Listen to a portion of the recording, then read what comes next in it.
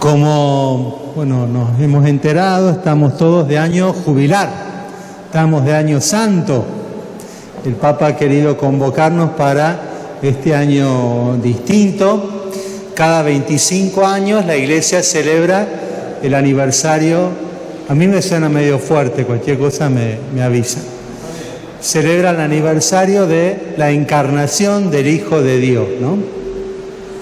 Y por eso es una oportunidad, dentro de este dinamismo del jubileo del Antiguo Testamento, que también vamos a compartir, una oportunidad para renovar la fe, para reconciliarse. En cada diócesis del mundo hay distintas iglesias donde poder ir, peregrinar, donde poder pedir las indulgencias plenarias también. Un año y un tiempo particular para la humanidad, también con situaciones de guerra, de conflicto y demás que estamos viviendo. Bueno, la Iglesia quiere dar este mensaje de reconciliación, de encuentro. Hoy estuve a la mañana en una reunión de clero en La Plata y nuestro nuevo arzobispo comentaba esto, ¿no? La sinodalidad también, que es como una nueva nota, no es nueva, pero bueno, una nota de la Iglesia, no es solamente comunión entre nosotros que formamos parte del pueblo de Dios, sino con toda la humanidad, ¿no? Bueno, el jubileo es eso, no quiere ser solamente una institución, un acontecimiento que renueve la fe, lo espiritual, podríamos llamarlo, sino todas las dimensiones de la persona. Y no quiere llegar solamente al creyente, sino a toda la humanidad. Me habían pedido en Salta, compartí ahí con el padre Javier Roldán y otros, este material. Son algunos apuntes, ¿no? Bastante sencillos sobre de qué se trata este tema de la esperanza, sobre todo en la Biblia.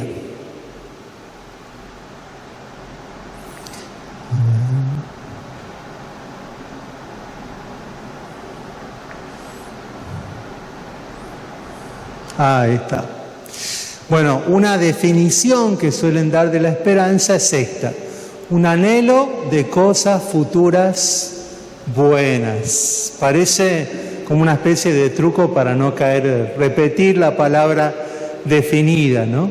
Pero es ese deseo, ese anhelo que yo sé que está, yo sé que voy a llegar, pero todavía no lo tengo plenamente, porque si no, dice San Pablo, ya no sería esperanza, ¿no? Es una certidumbre de tipo espiritual, sobre todo de comunión con Dios, de tipo moral. Por eso dice la carta a los Romanos, cuando se ve lo que se espera, ya no se espera más. ¿Acaso se puede esperar lo que se ve? Es un poco particular el tema de la esperanza porque está puesta en algo de lo que no tenemos una experiencia sensible, ¿no? Sí la tenemos en la fe, sí la tenemos en la oración, en la participación en la comunidad, pero no puedo decir que espero, no sé, espero vivir 20 años más, no sé. Lo puedo decir, pero no lo veo. No sé qué va a pasar mañana, ¿no? Entonces, la esperanza tiene que ver con este deseo, este anhelo, a veces firme desde el punto de vista, sobre todo de la fe, pero también que mantiene esa niebla un poquito de la incertidumbre. Y pensaba, esto no lo saqué de ningún libro, ¿no? Pensaba en qué sentido usamos la palabra esperar, esperanza, porque sabemos que en nuestro idioma hay un solo verbo, una sola palabra, un solo sustantivo, pero en otros idiomas hay distintos, ¿no? Para este término. Y por eso, bueno, existe el tipo que usan los padres, ¿no? O los directivos o los docentes, espero que cumplan con tal requisito, espero que hagan esto, ¿no? Que es interesante porque está pidiendo algo, pero está como tirándole la bocha al otro, ¿no? Yo sé que vos podés, depende de vos que lo logres, ¿no? Ha puesto una madurez de la otra persona. Espero que suceda algo, que llegue alguien, que el médico me atienda finalmente, que, no sé, tantas cosas, ¿no? Esperar una persona, un acontecimiento, también como expectación ante algo que tiene que pasar. Es decir, tiene que ver con algo que no está presente todavía, pero yo ya anhelo, yo ya deseo.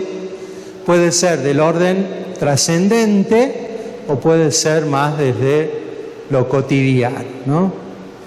La esposa que le dice al marido: ¿te acordaste? Espero que te hayas acordado de traer tal cosa, ¿no? Bueno, eso no pasa acá, pasa en otros lados.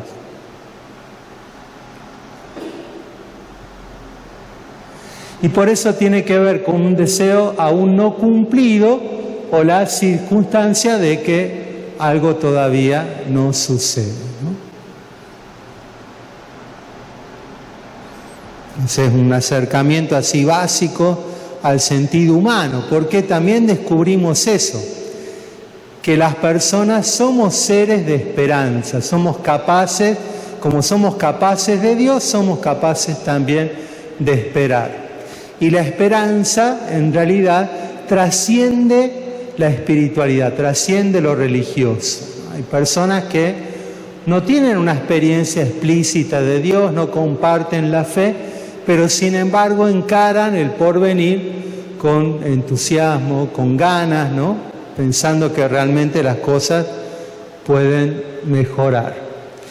Y por eso es este bien precioso, difícil, ya la esperanza más existencial, ¿no? Más que viene con el sentido de la vida, con el corazón. A medida que el bien se va como alejando, ese deseo del encuentro se va profundizando también. Y por eso se trata de vivir en el presente, hasta ahí vamos bien, porque todos sabemos que estamos acá respirando, escuchando, pero proyectados hacia el futuro. Es un salto de alguna manera, ¿no? Un voto de confianza a lo que está en nosotros. Es tan fuerte el deseo de que así sea que verdaderamente caminamos hacia eso. Y por eso decíamos, somos seres de esperanza, ¿no? Todos queremos ser felices, claramente. Por eso la esperanza está vinculada a las promesas. Cuando un matrimonio, ¿no? Jóvenes, ahí, yo me acuerdo de Marcelo y Laura, yo estaba acá ese día. No me acuerdo de eso, no me acuerdo si leyeron o si...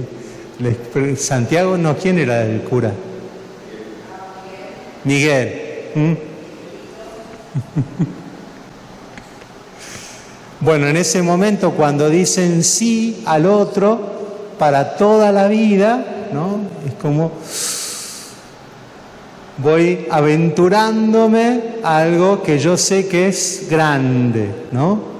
Y voy solamente con esa confianza en Dios, del sacramento, y la confianza plena en el otro. Eso es difícil hoy en día, ¿no? También nosotros los religiosos, cuando hacemos nuestra profesión, ya desde la profesión temporal decimos, creo verdaderamente que Dios me llamó y que quiero vivir esto para toda la vida, ¿no? Hoy suena grande decir algo así y muchos se asustan, ¿no? Pero nosotros creemos realmente que la felicidad y la plenitud de la vida se encuentra al entregarse totalmente, ¿no? Ya aparecen las charlas prematrimoniales que teníamos también con Marcelo y Laura.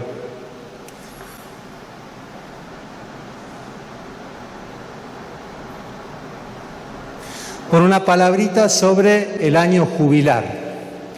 El lema del año es peregrinos de la esperanza, ¿no? Este sentido del caminar, del tener que seguir, de no quedarse. La esperanza como algo que me acompaña en el presente, pero como un faro también hacia el cual me dirijo.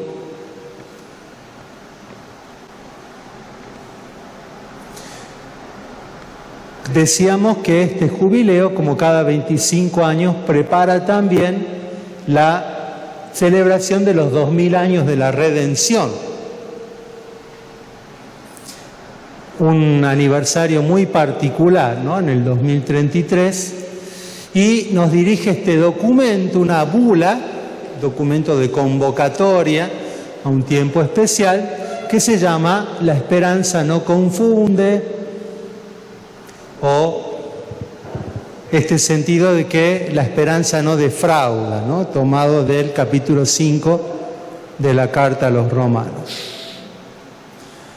Este es el texto en el documento. Justificados entonces por la fe, estamos en paz con Dios por medio de nuestro Señor Jesucristo.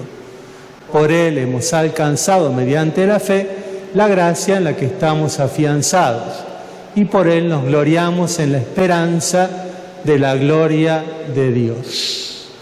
Nos gloriamos en la esperanza. Eso es muy intenso decirlo, ¿no? Porque pongo mi gloria, pongo mi alegría en algo que todavía está por llegar. La gloria que celebrábamos el domingo pasado también con el texto de la transfiguración. Porque el amor de Dios ha sido derramado en nuestros corazones por el Espíritu Santo que nos ha sido dado. Hay como un adelanto. Hay como algo en la experiencia de fe, mejor dicho, que anima, que hace que este fuego de la esperanza no deje de arder y no dejemos de peregrinarlo, de buscarlo.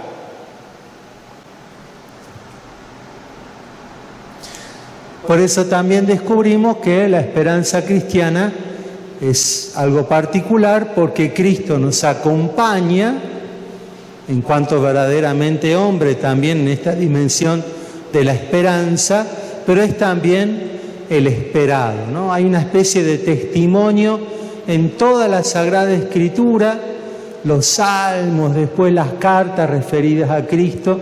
El Señor es mi esperanza, el Señor es nuestra esperanza, ¿no? Ahí lo tengo depositado. También habla el Papa de enemigos de la esperanza, la falta de alegría, el conformarse con sobrevivir solamente, con estar, o subsistir mediocremente, ¿no? Es casi una mala palabra para los cristianos, la mediocridad, el no darse totalmente, el ser mezquinos con tanto que Dios nos ha dado. Amoldándose al presente, ¿no? Acomodándose sin discutir demasiado, sin meterme en lío, acá tranquilo, escucho cualquier cosa, pero me hago el sordo para no tener problemas, ¿no? Y dejándose satisfacer por realidades materiales que en realidad no satisfacen, sino que van vaciando el corazón cada vez más, ¿no? El individualismo, la tristeza, brotan de un corazón sin esperanza, ¿no? Uno podría preguntar, ¿cuál es el indicador de la juventud de una persona? Y allá los chicos en casa me dirían, bueno, cómo camina, si se acuerda de las cosas, si a veces se las olvida, ¿no? Pero yo creo que pasa por esperar, porvenir, buscar algo mejor y no cansarse de buscarlo.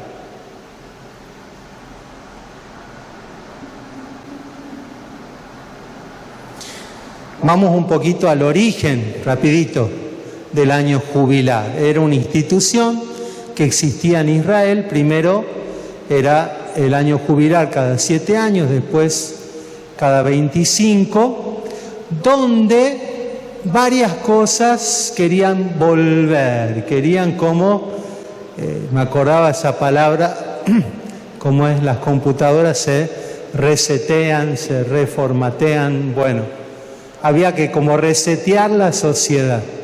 Entonces esa tierra que Dios le había dado a todos y que había quedado en manos de algunos, esas situaciones de injusticia, de violencia que se habían generado, había que volverlas atrás para encontrarse con el proyecto, con la voluntad de Dios, ¿no? Por eso decíamos que lo del año jubilar no es solamente lo que tiene que ver con la oración, con la fe, con la celebración de la misa, sino que viene a ser una propuesta a toda la sociedad, todas las dimensiones.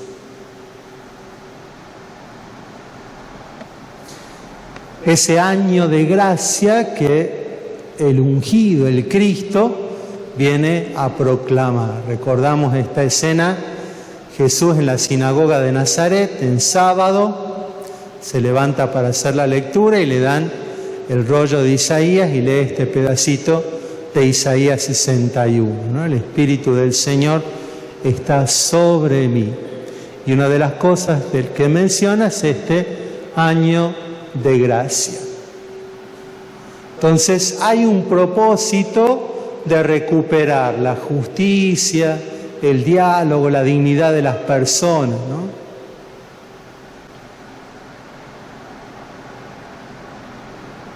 Por eso nos preguntamos, bueno, ¿la esperanza es algo que está al margen? ¿Es algo verdaderamente importante?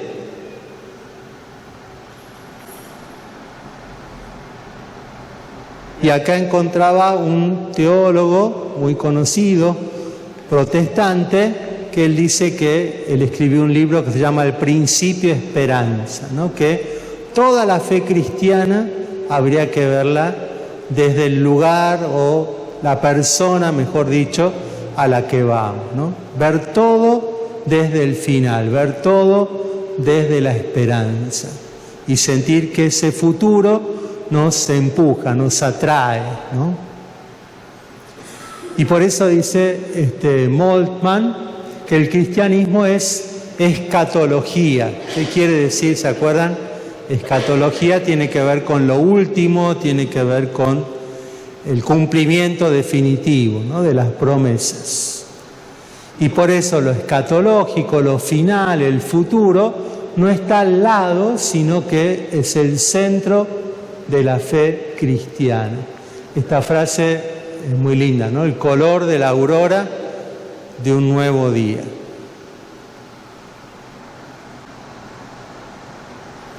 Bueno, ¿cómo vamos hasta ahora? ¿Alguna pregunta, alguna inquietud? Diría el padre Ricardo Ledesma, ¿alguna bronca? Algo sobre la esperanza en la Sagrada Escritura.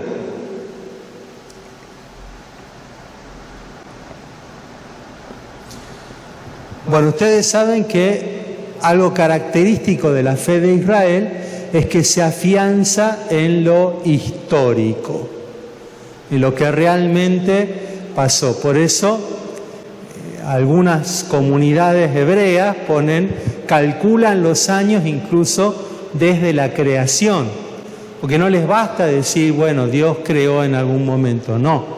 Como Dios en un momento nos liberó de la esclavitud de Egipto, como nos hizo volver de Babilonia, bueno, en un momento histórico concreto también lo que no era empezó a ser, ¿no? Y por eso tiene que ver con la acción del Señor en Israel. Yo confío en el otro y espero en el otro porque sé quién es, ¿no? Volviendo al ejemplo capaz del matrimonio, del noviazgo, ¿no?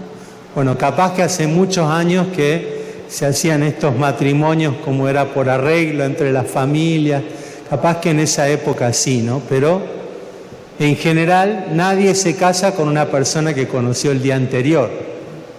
Hay un camino que se va haciendo en que yo digo, bueno, puedo confiar verdaderamente en la otra persona y confiarle en mi vida, ¿no?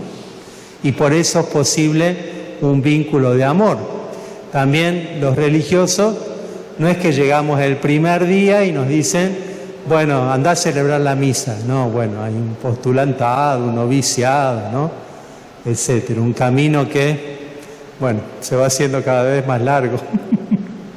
Pero ese es otro tema.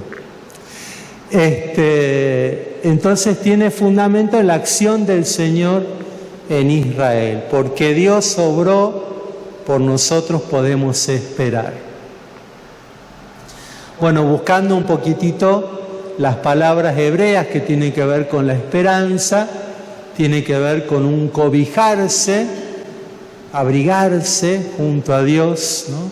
Una espera perseverante, un aguante tranquilo. Esta frase la encontré en un diccionario y me gustó mucho, ¿no? Un aguante tranquilo. La esperanza se enraiza en la fe y tiene fundamento en el despliegue de la acción del Señor.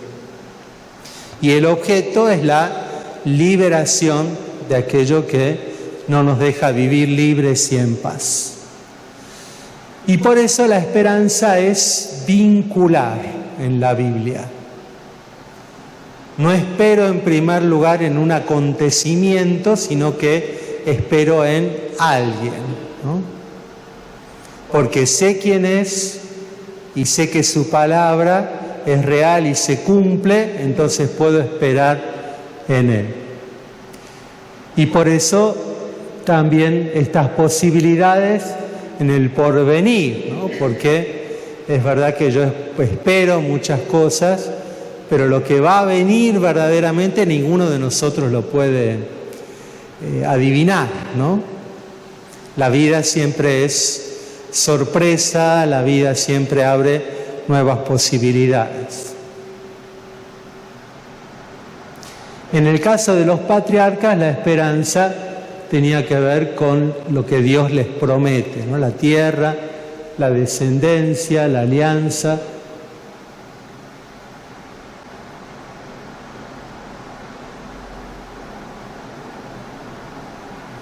Seguimos un poquitito más.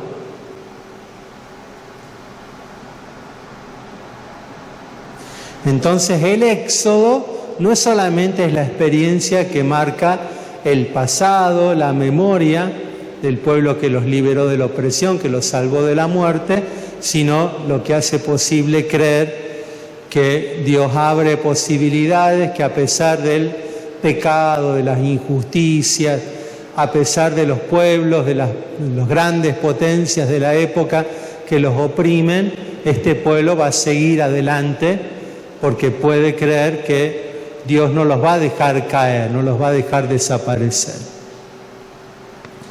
Entonces aparece este Dios como Dios de la promesa y de la esperanza. La promesa sabemos que es una categoría fundamental en la revelación de la Biblia, ¿no? Las promesas de Dios que tienen cumplimientos parciales. Dice Dios a David, bueno, yo te voy a construir una casa, ¿no? Que van a ser tus descendientes, pero después, cuando se acabó la monarquía en Israel, dijeron, bueno, ahora sí se va a cumplir lo que Dios le había dicho a David, y nosotros creemos firmemente que el hijo de David, el ungido, es Jesús, ¿no? Entonces, en la Biblia siempre las promesas no se agotan, sino que crecen con el tiempo.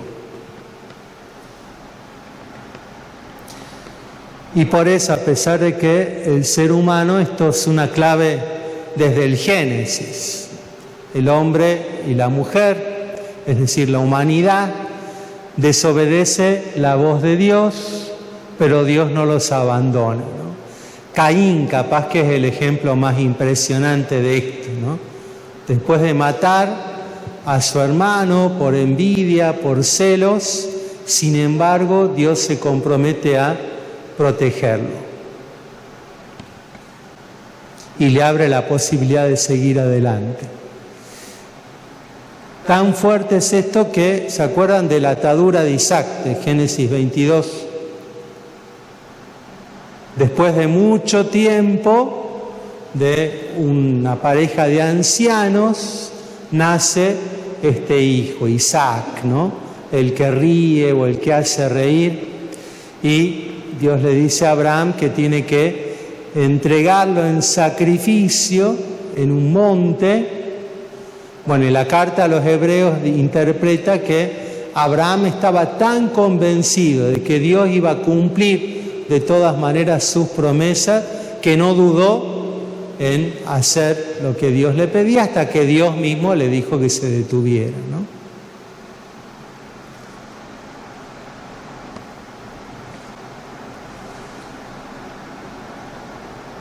Ya en tiempo de los profetas, con esta idolatría, que era renegar del verdadero Dios, que era poner falsos dioses en el templo, pero que era también referente a las consecuencias sociales y demás políticas de la alianza con Dios. Bueno, cuando el pueblo quiere poner su esperanza en lo efímero, en lo que no alimenta, los profetas tratan de empujarlo para ver un poco más allá, ¿no? Para que no se quede ahí mirando en lo corto, sino que pueda mirar al horizonte.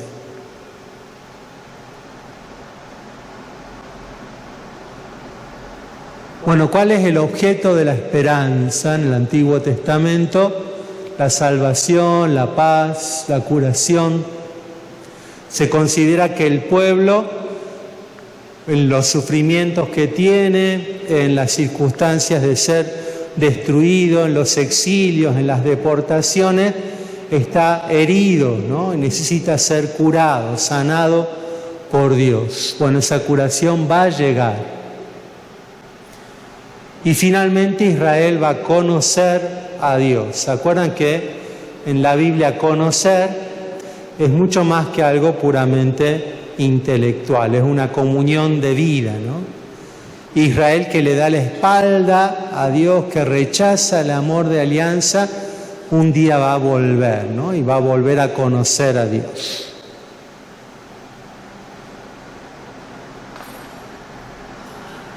Vamos al nuevo, bueno, en los Salmos dos cositas cortitas. Una, buscaba esta primer cita, ¿no? El Salmo 27. Espera en el Señor, sé valiente, ten ánimo, espera en el Señor, ¿no? Como repite el salmista en un momento de crisis, de dificultad, no aflojes, ¿no? Vale la pena esperar en el Señor. Y quizás el texto que más me llamaba la atención de los Salmos es un versículo del Salmo 33. Señor, que tu amor descienda sobre nosotros conforme a la esperanza que tenemos en ti. ¿Por qué me llama tanto la atención esta cita? Porque está la experiencia de fe del orante, del salmista, que se hace la voz de su comunidad, de su pueblo, pero también hay como una especie de desafío, ¿no? Una especie de atrevimiento. No nos falles, nosotros creemos en vos, pero no nos falles, no nos dejes, ¿no? Conforme a la esperanza, lo que sabemos de vos, lo que experimentaron nuestros padres, bueno, cumplí eso que prometiste y ayúdanos y animanos en este tiempo, ¿no? Y por eso está diciendo el salmista que solo en Dios se puede esperar.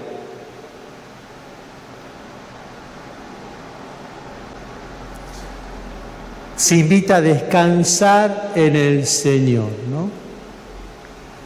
¿Por qué dice que no es una excusa para la desidia? Porque el descanso bíblico no es el descanso de ese cuento de la Andricina, ¿no? ¿Y para qué? ¿Se acuerdan?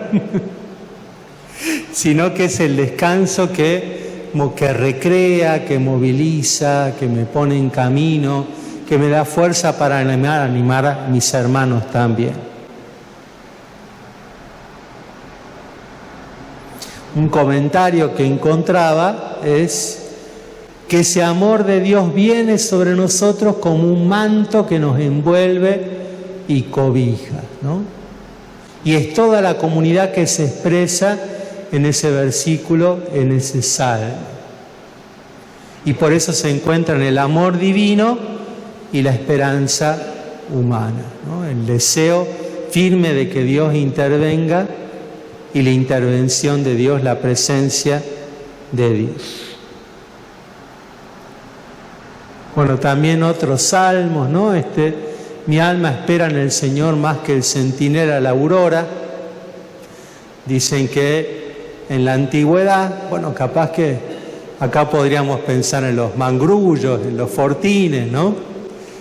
Cuando quedaban toda la noche oteando ahí el horizonte, a ver qué pasaba, tratando de descubrir qué era lo que había en la oscuridad, y como el vigía esperaba que amaneciese para poder ver un poco más claro, esa ansiedad de ver, de descubrir, de poder distinguir lo que hay adelante, ¿no? Una palabrita sobre el Nuevo Testamento. Tomaba esa cita de la primera carta de Pedro: dispuestos a dar razón de la esperanza, estén dispuestos a dar razón de la esperanza que los anima. Primero una palabrita sobre qué papel tiene la esperanza en la predicación de Jesús. Bueno, Jesús anuncia el reino de Dios, es decir, el reinado de Dios, ¿no? Que Dios obra a través de él verdaderamente, venciendo la muerte, la injusticia, el pecado, proponiendo una nueva humanidad, un nuevo camino de vida.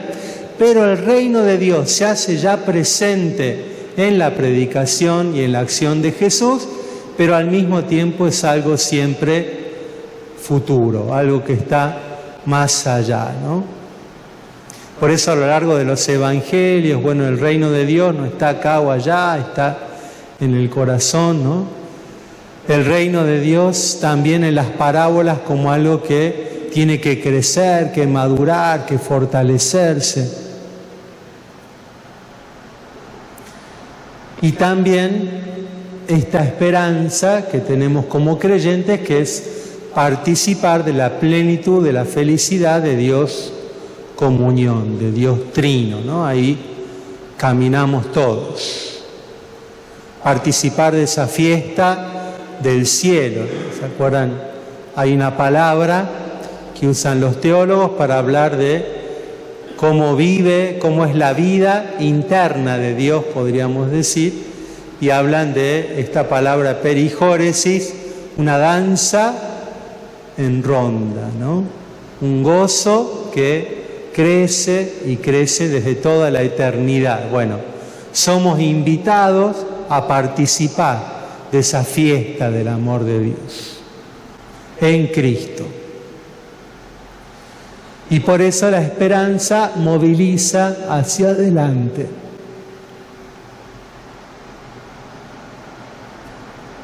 Nos lleva a la sobriedad,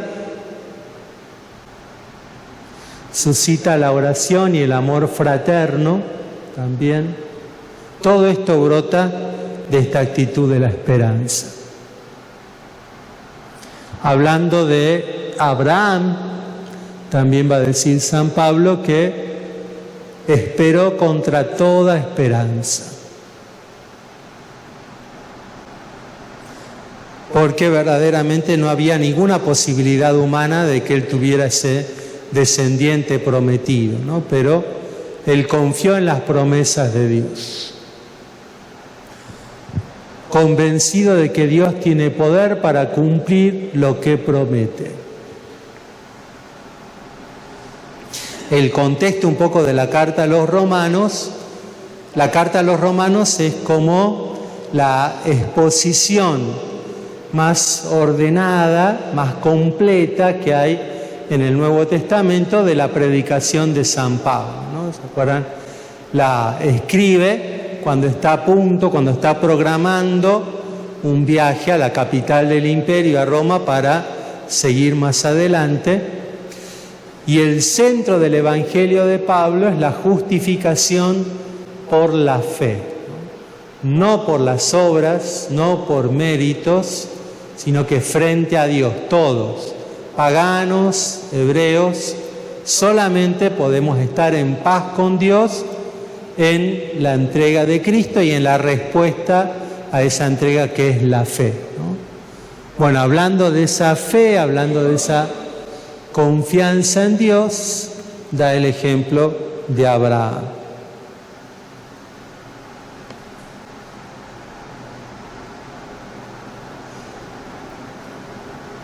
Una palabrita sobre el texto que es el título de la bula, ¿se acuerdan? La esperanza no defrauda. Bueno, está tomado, decíamos, del capítulo 5 de la carta a los romanos, ¿no? Ahora que hemos sido justificados por la fe, vuelve el tema de la justificación, estamos en paz con Dios por medio de Jesucristo, Señor nuestro. También por Él hemos alcanzado la gracia en la que nos encontramos. Esperando, podemos estar orgullosos, esperando la gloria de Dios. En San Pablo la atención hacia el cumplimiento de las promesas de Dios es algo urgente. Él verdaderamente, podemos deducirlo de las cartas, él pensaba que iba a estar vivo, digamos, cuando Cristo regresara en gloria, ¿no? Entonces, cuando escribe esto, lo dice con todo el corazón. Sabemos que la tribulación produce la paciencia, y esto nos desarma un poquitito, porque las experiencias de tribulación que tenemos, más que paciencia, generan nerviosismo, preocupación, ¿no? Bueno, nos invita a esto. La paciencia lleva a la fe firme, otras traducciones dicen a la madurez, a una fe probada, ¿no? Más o menos como ese metal fundido, esa aleación que se hace tan fuerte que soporta todo, ¿no? Y de la fe firme brota la esperanza. Es interesante desde dónde empieza, ¿no? Desde la tribulación, cómo hay un proceso por el que la persona creyente se va fortaleciendo hasta llegar a la verdadera confianza en Dios, a la verdadera esperanza. Esa esperanza no quedará defraudada porque el amor de Dios ha sido derramado en nuestro corazón por el Espíritu Santo. Esa esperanza no defrauda porque el Espíritu no nos va a defraudar.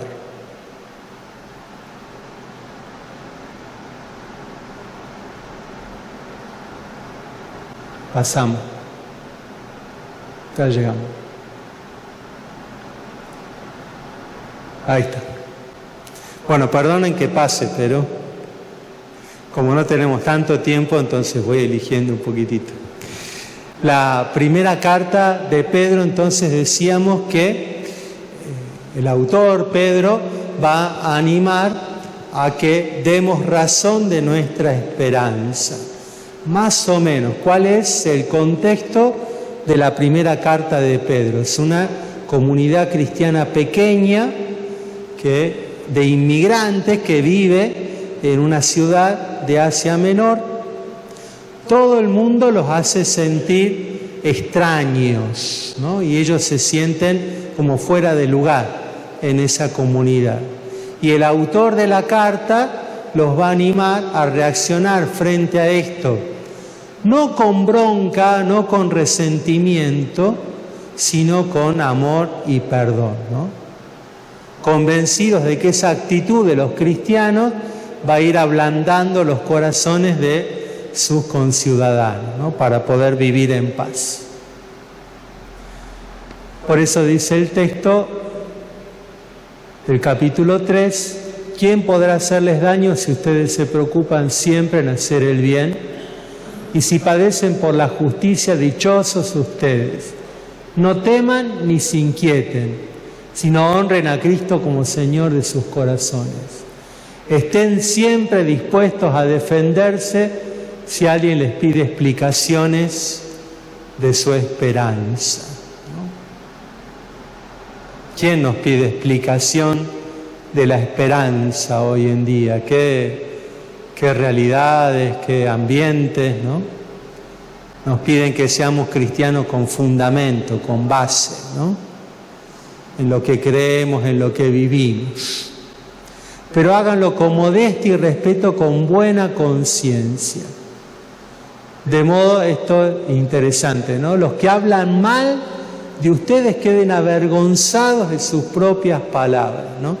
Invita a vivir tan intensamente la vida cristiana y a tener tan claro lo que se cree y espera, que está convencido de que en algún momento aquellos que los rechazan van a cambiar, ¿no? Y se van a dar cuenta.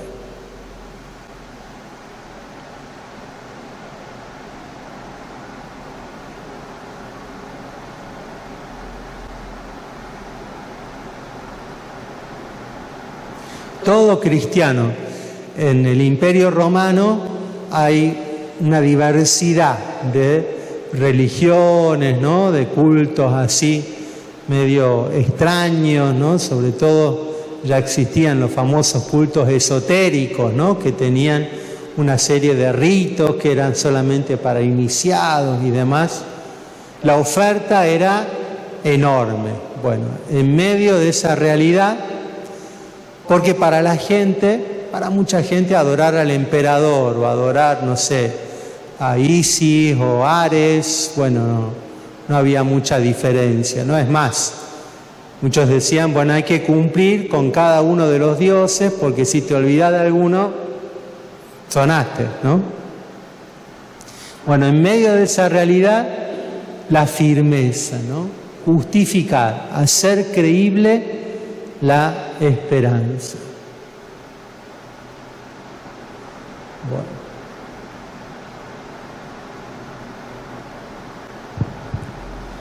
Bueno, ¿alguna inquietud? ¿Alguna pregunta?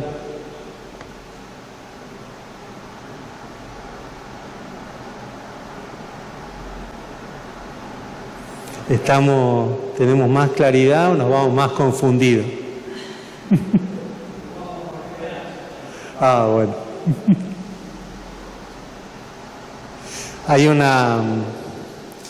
Hace unos años estuvo la Semana Argentina de Teología en Salta, yo vivía allá, y con una poesía de un poeta francés, capaz que ustedes sabrán más de poesía, Charles Péguy, ¿no? Él escribía más o menos en esa época de la Segunda Guerra Mundial, un poco después, y hablaba de que la esperanza era la pequeña, ¿no? Frente a las grandes, a la caridad, ¿no? Y a la fe, ella era la pequeñita que iba conduciendo hacia adelante a las otras dos, ¿no? Bueno, y una teóloga española, Nuria, lo tengo al final, después lo busco,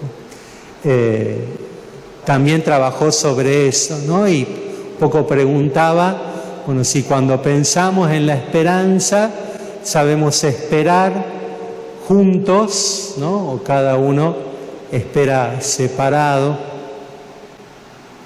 Preguntaba si puedo esperar también con los sueños, con los deseos de mis hermanos, ¿no? Y compartirlos. Bueno, hay alguna diapositiva más, pero tampoco, como dicen en los supermercados, lo importante no es que venga, sino que vuelva, ¿cómo es?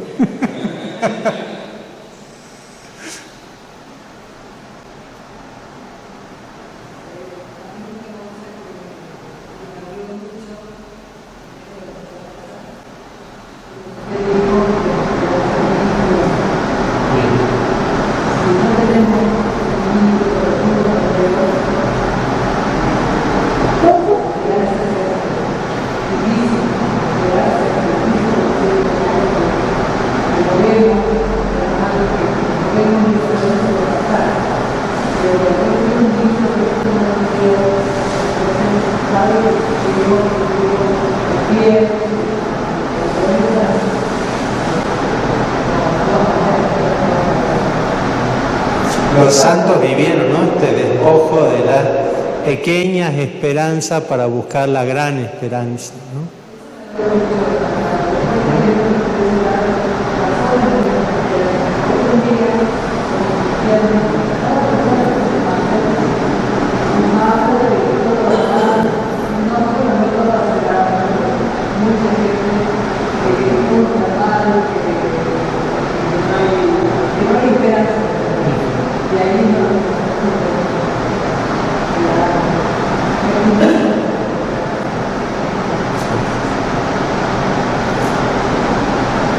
El tema de los salmos también es interesante, ¿no? Esa esperanza.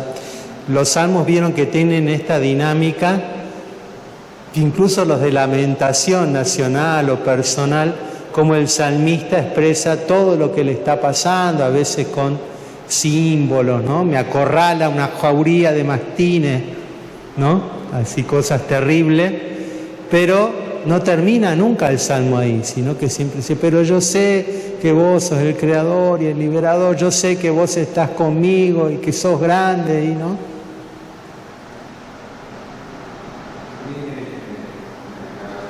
Un poco pensar en un programa de palabras, una esperanza activa.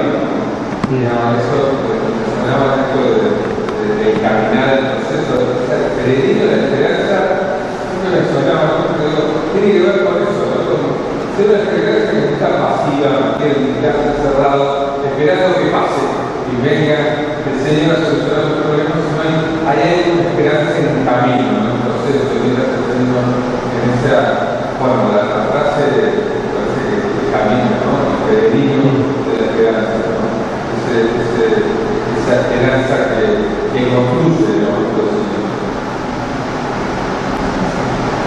Sí, que anima al otro también, ¿no? Esperando en comunidades. Sí. A ver, busco eso estaba al final. Si tienen paciencia, tengo que bajar 20 diapositivas. Bueno, les dejo antes de irse entonces para pensar las 3 preguntitas que hacía la Nuria, ¿no? Esta teóloga, o las 3 inquietudes. En primer lugar, pasar de interrogarnos acerca de lo que yo puedo esperar al nosotros, ¿no? Esperar con otros. Lo segundo era trasladar la inquietud por conocer lo que debo o puedo esperar a preguntarme por lo que se espera de mí. Y la tercera era deslizarse desde una esperanza que busca seguridades para asumir el reto y el riesgo de preguntarnos si es posible esperar para otros y esperar por otros. Eso planteaba Nuria Martínez. Bueno, muchas gracias.